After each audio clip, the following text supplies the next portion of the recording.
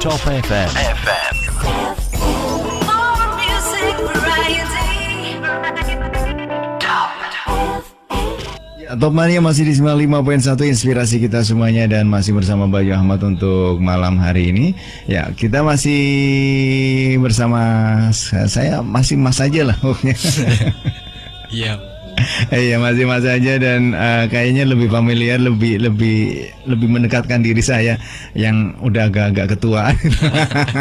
11-12 ya.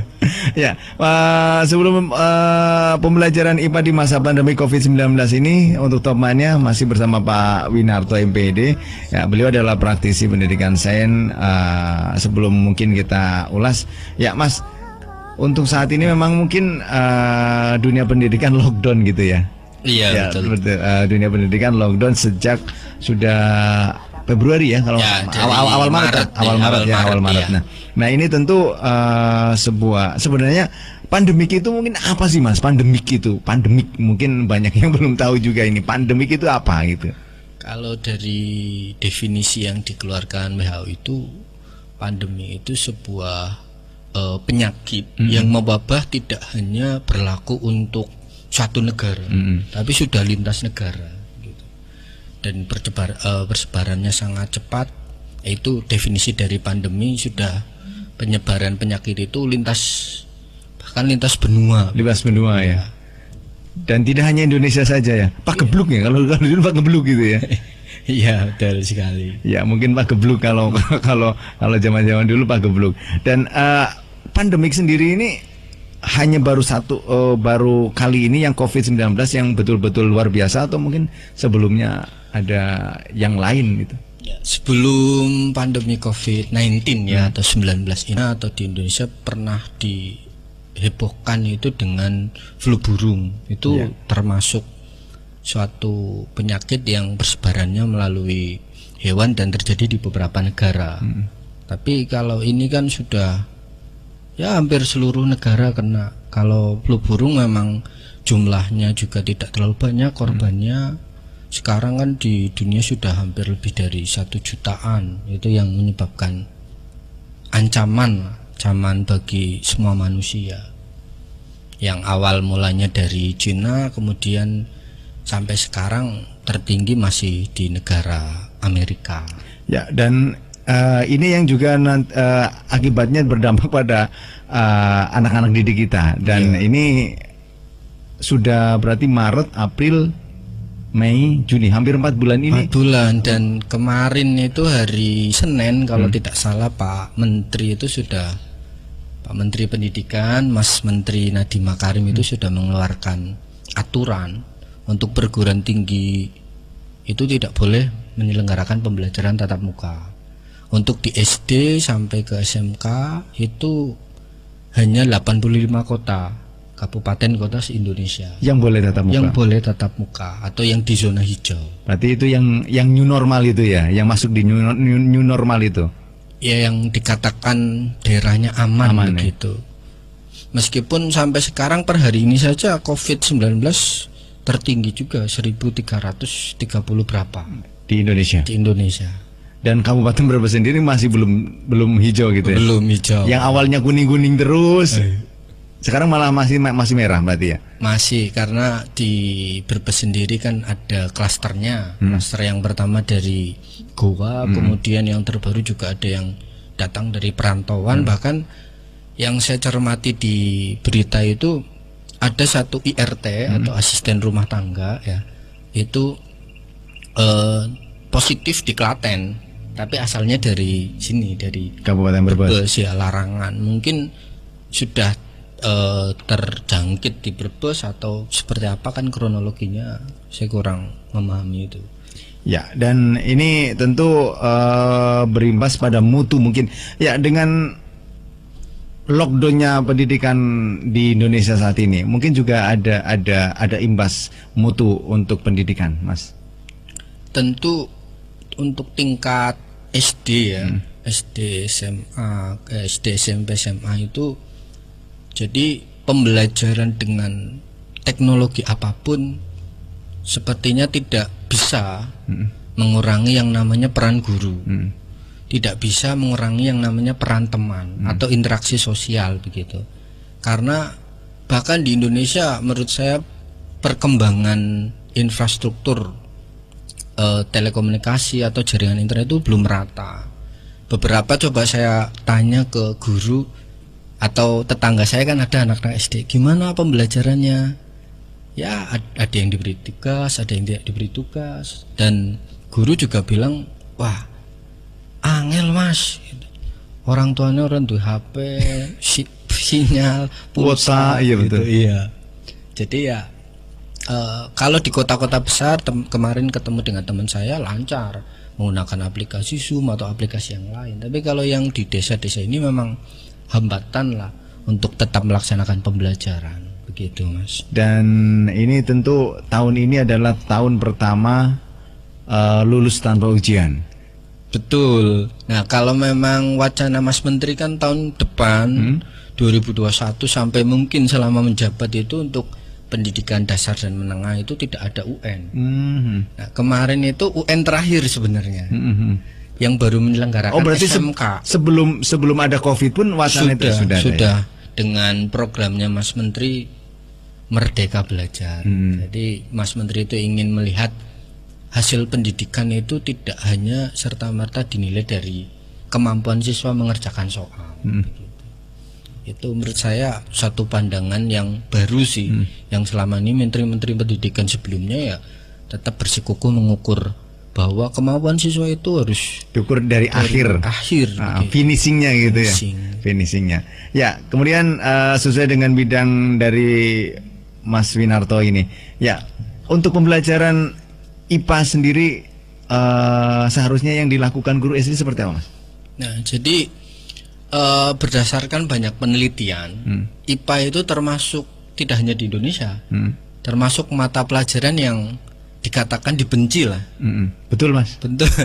Saya coba tanya ke Mas Bayu, waktu SD itu paling seneng mata pelajaran apa? Olahraga. Ya, sama seperti mahasiswa saya di PGSD peradaban itu, saya tanya, kamu paling seneng apa? Olahraga.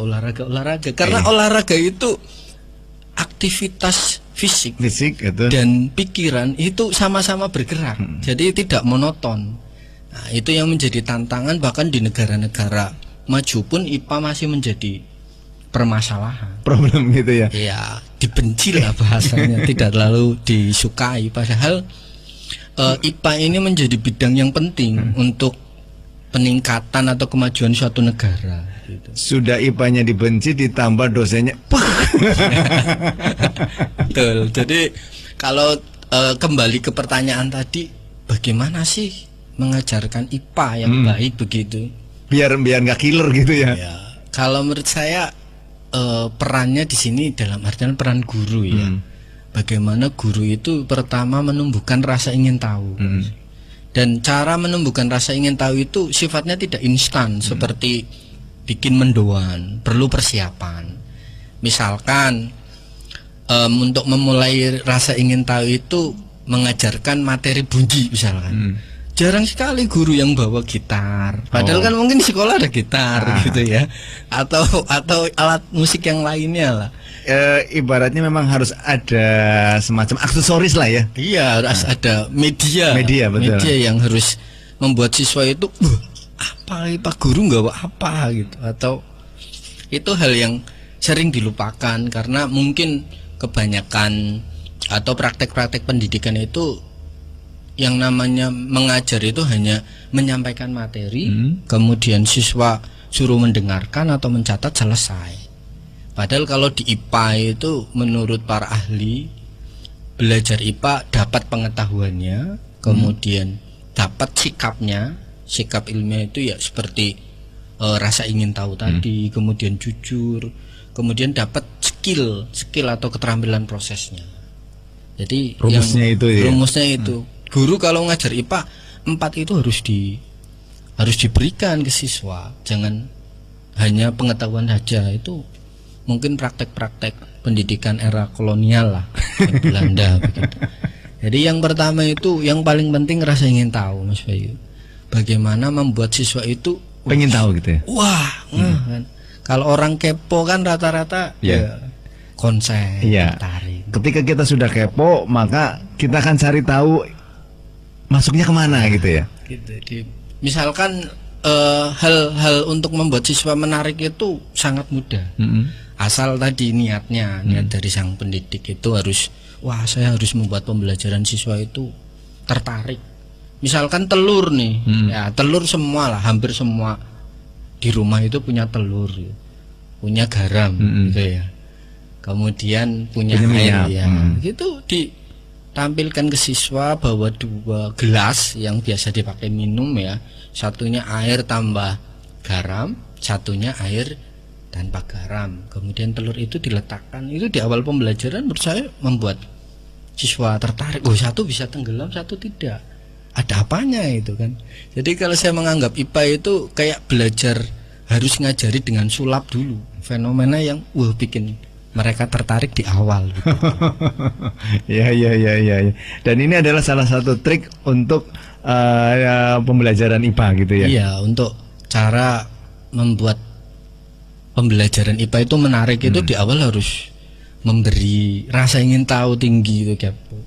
Karena saya yakin pikiran manusia itu akan on, ibarat kata kayak alat elektronik gitu ya, akan mulai on kalau dia mulai tertarik, dia mulai care ya. Ya. Kita sudah mulai ada aliran gitu ya. Iya, wah apa ya kok satu tenggelam kok satu enggak, misalkan dari kasus telur itu ya. Itu hal-hal yang apalagi zaman sekarang Mas Bayu, itu pemerintah itu sudah konsen dengan sekolah, adanya BOS dan lain-lain. Sangat boleh untuk membeli tadi misalkan, wah saya guru honorer misalkan ya, Yun Sewu nih guru honorer, itu kita bisa ajukan. Jadi tidak ada kata alasan lah untuk mengajar IPA itu dengan sejalannya. Itu kuncinya menurut saya rasa ingin tahu. Ya, kemudian Mas Winarto, untuk kesulitan-kesulitan apa saja mungkin dalam menerapkan pembelajaran IPA yang dihadapi guru khususnya di SD? Ya, tadi yang kesulitan tersebut biasanya tadi bagaimana guru itu bisa menangkap apa sih fenomena apa yang bisa dibawa di sekolah, atau fenomena alam apa yang bisa ditemukan siswa di sekitar. Kemudian memang kalau berbicara praktikum itu butuh peralatan, tapi kalau untuk jajaran tingkatan SD menurut saya tidak membutuhkan peralatan yang sangat canggih begitu. Sederhana tapi mengena gitu. Iya, misalkan ballpoint ya, kasih air, kasih di wadah aqua bekas gitu. Kok melengkung gitu. Itu kan menurut saya sudah membuat hal menarik. Hanya saja tadi mungkin belum tergugah ke arah sana. Gitu. Ya, kemudian ini pembelajaran IPA sebenarnya, IPA di masa pandemi ini seperti apa, Mas? Ya, saya katakan dua hal ya, dua keadaan, karena tidak bisa disamakan antara di desa dan kota. Kalau di desa di mana siswanya susah untuk mempunyai alat gadget ya, HP ataupun laptop, itu menurut saya guru yang penuh tanggung jawab dan calon surga. Mungkin kalau ditanya malaikat, siapakah guru pertama? Kalau saya sering bilang nih mahasiswa, siapakah guru pertama yang masuk surga? Saya bilang guru SD. Karena guru SD itu membawa dosa turunan, Mas. Ya, yang bikin siswa SD nggak suka IPA, nggak suka dalam hal ini bidang ya, karena betul. Sekarang di SD kan tematik, bukan mapel lagi. Yang nggak suka IPA kemudian matematika kan guru SD. Nah, saya sering sekali melakukan wawancara sedikit sama mahasiswa. Karena memang jurusannya PGSD ya? PGSD ya. Kamu siapa guru yang paling tidak disukai? Bahasa Inggris, Pak. Oh berarti saya bukan bahasa matematika. Oh berarti waktu matematika kamu nggak suka ya pembelajaran waktu di SD ya? Iya Pak, betul. Berarti ini yang paling dipertanggungjawabkan guru SD nantinya di surga. Dan yang pertama naik surga yang paling tinggi mungkin guru SD. Karena belum nalar banget kan guru SD. Betul. Jadi tadi yang untuk keadaan yang siswanya sudah high tech, orang tuanya sudah punya uang, itu banyak sekali aplikasi, apalagi zaman sekarang internet murah ya Mas. Betul. Saya pertama punya HP itu kartu perdana aja 100.000. Iya, betul. Sekali SMS 3.500. Ya, kemudian saya pertama internet itu harus ke Bumiayu yang deket Jenggot itu. Iya, betul. Kalau sekarang kan banyak ya. Banyak bisa diakses, itu banyak sekali aplikasi baik berbayar maupun gratis seperti Edmodo, kemudian aplikasi yang lainnya itu memanfaatkan pembelajaran daring itu sangat bisa sekali.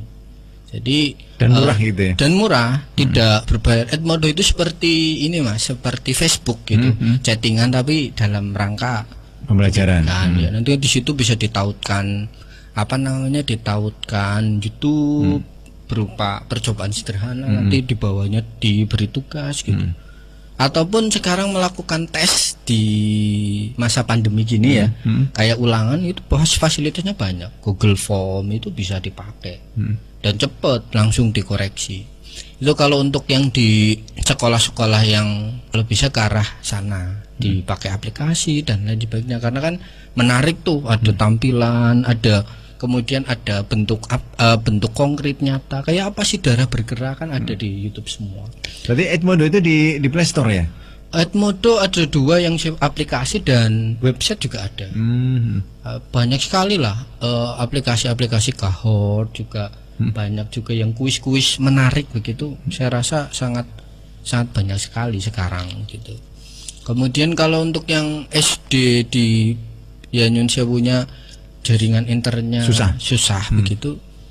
Ya saya pribadi menyarankan kepada para guru ya untuk tetap membuat LKS lah, membuat LKS-nya bukan latihan soal kalau menurut saya, tapi percobaan sederhana tadi. Misalkan suruh nanam biji-bijian, kedelai di kapas atau di apa, ya disesuaikan dengan materinya. Nanti bagaimana cara guru mengecek, ya bisa siswa suruh mengirimkan hasilnya atau apa. Yang penting saya katakan bahwa di masa pandemi ini siswa itu tidak bisa belajar tanpa arahan guru. Tapi itu tadi itu menarik kalau untuk yang tinggal di daerah-daerah agak-agak yang low high tech gitu ya. Iya. Berarti ya mungkin soal kebanyakan LKS. Untuk saat ini kebanyakan saya lihat itu LKS yang LKS, iya, untuk anak saya juga yang dikirim LKS gitu. Nah, dan itu memang tidak begitu mengena. Tapi kalau mungkin kayak praktikum sendiri gitu di rumah, mungkin itu lebih menarik mungkin ya. Ya, saya rasa begitu. Saya sering berbicara ke mahasiswa ketika topik membuat media. Saya tanya LKS merek X gitu ya. Itu termasuk LKS tidak? Gitu. Ya karena itu hanya latihan soal. Padahal IPA yang membuat bosan itu seperti itu, latihan soal, tapi tidak mencoba menyajikan praktikum, mencoba menyajikan siswa dengan media atau dengan fenomena. Kayak pelajaran olahraga lah ibaratnya. Iya, kayak olahraga. Jadi logikanya belajar IPA asik itu kayak olahraga. Betul. Fisik dan akalnya itu hidup keduanya. Kalau hanya salah satu saja bosan, Mas.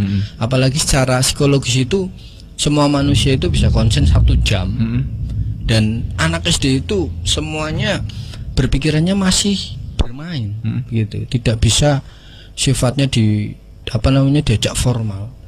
Sehingga saran saya ketika pembelajaran SD materi mata kuliah ini, kamu pasti ada gamenya begitu.